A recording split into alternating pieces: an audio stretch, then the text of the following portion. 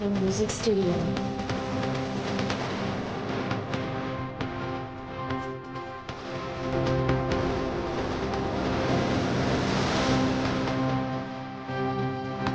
National Music Studio.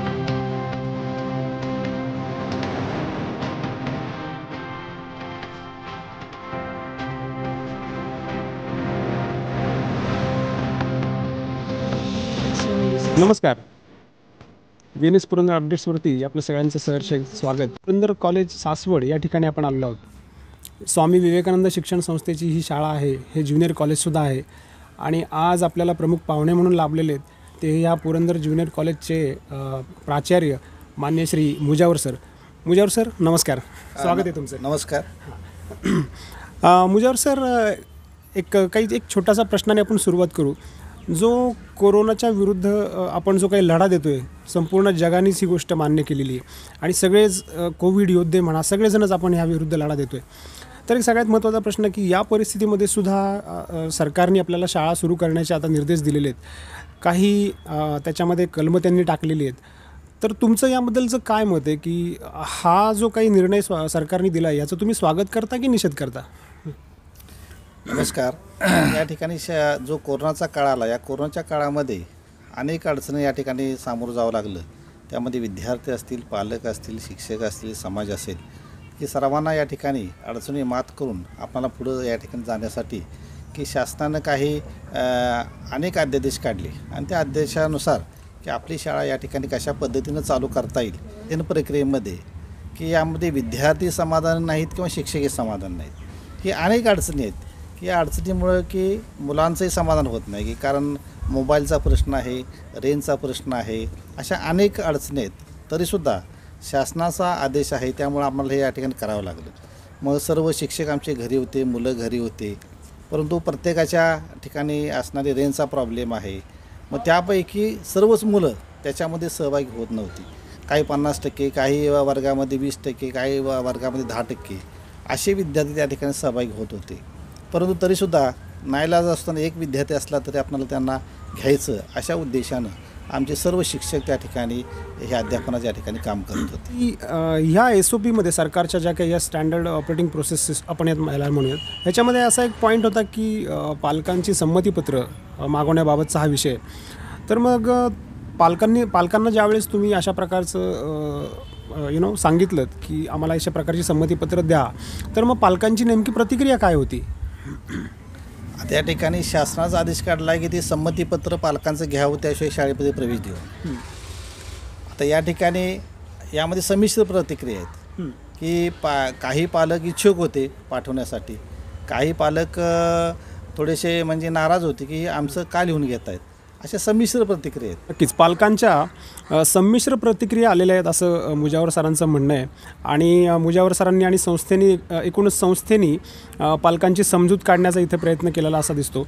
सगळ्यात महत्त्वाचा प्रश्न आणि हा सर्वांनाच पडलेला प्रश्न असं मला वाटायला लागतं की आता ही जी काही आपण ऑनलाईन शिक्षण पद्धती जी आपण अवलंबलेली आहेत, तर ह्या ऑनलाईन शिक्षण पद्धतीचे फायदे तोटे हे नेमके काय आहेत? म्हणजे तुम्हाला काय जाणवलं आहे? तर तुम्ही जी अध्यापन पद्धती स्वीकारली आहे त्याची तुमचं काय म्हणणं आहे की यांनी मुलांच्या गुणवत्ता जी काय ती ढासळण्याची भीती आहे असं वाटतं का तुम्हाला? आता या ठिकाणी ऑनलाईन प्रशिक्षण हे दिलं गेलं, परंतु मगाशीच मी सांगितलं की याच्यामध्ये मुलंही समाधानी नाहीत आणि शिक्षकही समाधान नाहीत. जेव्हा समक्ष असं जेव्हा अध्यापन होतं त्यावेळी एकमेकांच्या विचारांची देवाणघेवाण होत असते. या प्रक्रियेमध्ये फक्त शिक्षकांनी या ठिकाणी अध्यापन करायचं, विद्यार्थ्यांनी फक्त ऐकायचं काम करायचं, एवढीच या ठिकाणी प्रक्रिया चालू होती. परंतु याच्यामध्ये फायदे बी आहेत की कमीत कमी वेळेमध्ये किंवा घरामध्ये असतानासुद्धा हे मुलं अध्ययन या ठिकाणी करत होती. कारण हे संकटच असं होतं की घरातून या ठिकाणी हे अध्ययन करावं अशा प्रकारचे संकट होतं. त्यामुळं नाईलाज असतो ही मुलं या ठिकाणी घरामध्ये थांबत होती. परंतु खरं जे शिक्षण आहे ते शाळेमध्ये शिक्षण आहे की जेव्हा समक्ष विद्यार्थी या ठिकाणी शाळेमध्ये येतात, ग्राउंडमध्ये असतात आणि एक वातावरण निर्मिती जी आहे ती शाळेमध्ये होऊ शकते. ही घरामध्ये वातावरण निर्मिती होऊ शकत नाही. आणि त्यामुळं विद्यार्थ्यांचं आणि शिक्षकांचं कोणाचं याच्यामध्ये जास्त प्रकारे एक चांगल्या प्रकारे समाधान होऊ शकत नाही याच्यामध्ये. त्यामुळं शाळेतलं शिक्षण हे अतिशय चांगलं असं मला वाटतं. नक्कीच. शालेय शिक्षण पद्धती हीच उत्तम शिक्षण पद्धती आहे असं मुजावर सरांनी इथं नमूद केलेलं आहे. ऑनलाईन शिक्षण पद्धतीमुळे इतके सारे काही फायदे मिळू शकणार नाहीत किंवा तितकंसं समाधान पालकांचं सुद्धा आणि मुलांचं सुद्धा होऊ शकणार नाही असंही मत मुजावर सरांनी व्यक्त केलेलं आहे. भेटलो आपल्यासोबत काही इथे शिक्षक वर्गसुद्धा आहे. आपण त्यांच्याकडूनही जाणून घेऊ की नेमक्या आणखीन त्यांनी कशा प्रकारच्या उपाययोजना इथे केलेल्या आहेत. आपल्यासोबत खोमणे सर आहेत. खोमणे सर नमस्कार. तुम्हाला एक छोटासा प्रश्न असा की आपल्याला आता शाळेची घंटा वाजलेली आहे पुन्हा एकदा आणि मला हे जाणून घ्यायला आवडेल आणि निश्चितच आपल्या प्रेक्षकांनाही जाणून घ्यायला आवडेल की आपल्या कॉलेजनी कोरोना संक्रमण रोखण्यासाठी काय नेमक्या उपाययोजना केलेल्या आहेत. सर्वात महत्त्वाचं शासनाने आदेश दिला की शाळा चालू कराव्यात. त्यावेळेला सर्वप्रथम आम्ही नगरपालिका जी आहे त्या नगरपालिकेच्या वतीनं पूर्णपणे शाळेस सॅनिटायझर करून घेतलेले आहे. त्याचबरोबर विद्यार्थ्यांना शाळेत येताना सर्वप्रथम त्यांना सांगितलेलं होतं की सर्वांनी आपलं सॅनिटायझर आपल्याजवळ असावं, मास्क असावं आणि त्याचबरोबर शाळेत आल्यानंतर त्यांचं आम्ही टेम्परेचर चेक करून घेतलं. या ठिकाणी सर्वात महत्त्वाचा घटक म्हणजे आमचे असणारे मुख्याध्यापक मुजावर सर जे आहेत त्यांनी सांगितलं की विद्यार्थी हा आपला पहिला दैवत आहे आणि विद्यार्थी सुरक्षित तर सर्व सुरक्षित. त्याच्यामुळं सर्वप्रथम आमच्या सर्व शिक्षकांच्या कोविड टेस्ट करून घेतल्या आणि सर्वांच्या कोविड टेस्ट निगेटिव्ह आल्यानंतर या ठिकाणी शाळा सुरू करण्याचा आदेश जरी शासनाने दिलेला असला तरीसुद्धा सर्वप्रथम आम्ही मुख्याध्यापकांच्या आभार मानतो की त्यांनी पहिलंच विद्यार्थ्यांचा विचार केला आणि त्या ठिकाणी नंतर शाळा चालू करण्याची परवानगी दिली. त्याचबरोबर आत्ता परीक्षा झाली 10वीची. विद्यार्थी समोर आल्यानंतर त्या 10वीच्या विद्यार्थ्यांच्या परिपूर्णपणे आम्ही सॅनिटायझर करून किंवा त्यांचं टेम्परेचर चेक करून त्यांना शाळेमध्ये सोडत होतो. त्याचबरोबर आता मुलं पण समोर आली, त्यांनाही सांगितलं की आपण 10 महिन्यानंतर आपण मित्र एकत्र आलोत की एक उत्साह वेगळा असतो की तो उत्साह त्यांचा गगनाला भिडू नये म्हणून त्यांच्यामध्ये कसं डिस्टन्स राहील याचासुद्धा आम्ही खूप प्रयत्न केला आणि बसवतानासुद्धा अंतर ठेवून कसे बसतील हे सुद्धा पाहिलं.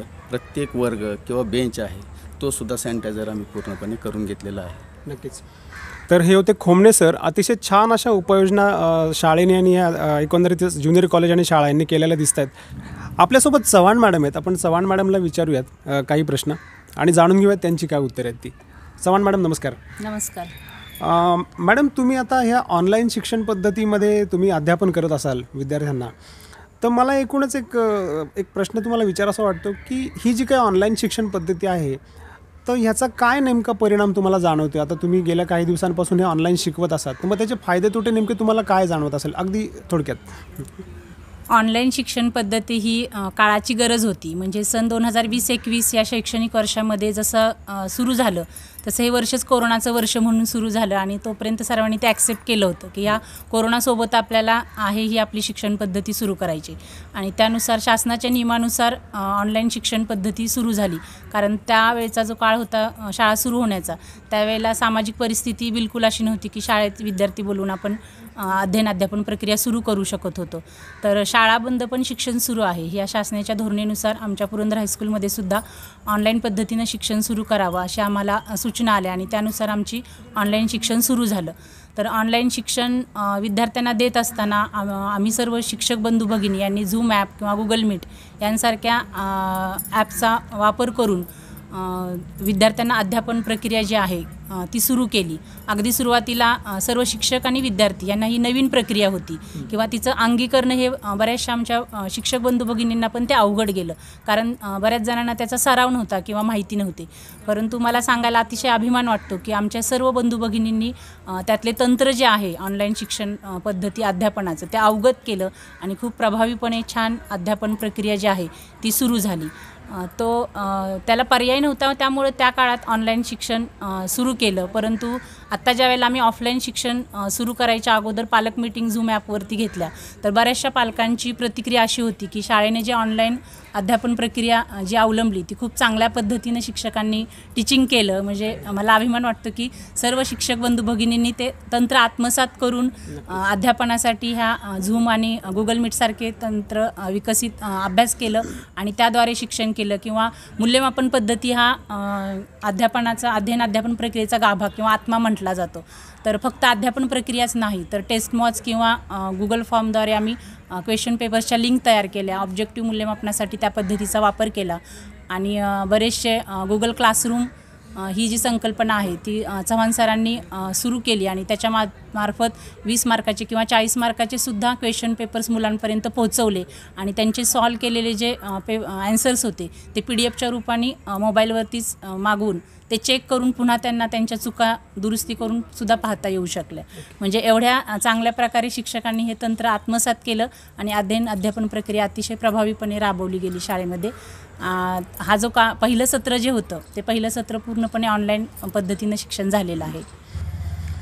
मुजावर सर, एक जाता शेवटचा प्रश्न अगदी विचारू इच्छितो की तुम्ही आपल्या प्रेक्षकांना आणि एकूणच जनतेला काय आवाहन कराल या बाबतीमध्ये, म्हणजे कोरोना रोखण्याच्या संदर्भामध्ये?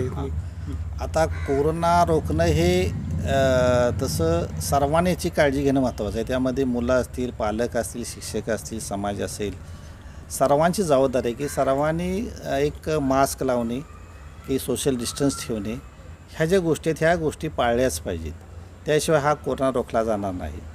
जेव्हा शाळेमध्ये मुलं येतात तेव्हा या ठिकाणी आम्ही सक्ती केलेली आहे की या ठिकाणी मास्क लावून या, सोशल डिस्टन्स ठेवा. त्याच पद्धतीनं सर्व समाजातील घटकांनी याच्यावरती मात करायला जे शासन या ठिकाणी सांगत आहे त्यानुसार आपण सर्वांनी त्याची अंमलबजावणी करावी. त्याशिवाय हा कोरोना या ठिकाणी थांबणार नाही असं मला वाटतं. नक्कीच मुजावर सरांनी अतिशय उत्तम पद्धतीने तोच सल्ला आपल्याला दिला आहे की नो मास्क नो एंट्री हा जो आशय हा इथेही आपल्याला प्रामुख्याने दिसतो आणि सर्वांनी जर का काळजी घेतली तर आपण कोरोनाला रोखण्यामध्ये नक्कीच यशस्वी होऊ शकतो असं मुजावर सरांनी या ठिकाणी मत व्यक्त केले. मुजावर सर, या चर्चेमध्ये सहभागी झाल्याबद्दल VNS तर्फे आपलं हार्दिक आभार. धन्यवाद सर. आपल्याला जर आजचा व्हिडिओ आवडला असेल तर कृपया लाईक आणि शेअर करा आणि आजच आपल्या चॅनलला सबस्क्राईब करा. अशाच प्रकारचे हे नवनवीन व्हिडिओज आम्ही आपल्यापर्यंत हे नक्कीच जरूर घेऊन येऊ आणि जर का आपल्याला हा व्हिडिओ आवडला असल्यास नक्कीच खाली डिस्क्रिप्शन बॉक्समध्ये कमेंट बॉक्समध्ये आपल्याला कमेंट करा. धन्यवाद.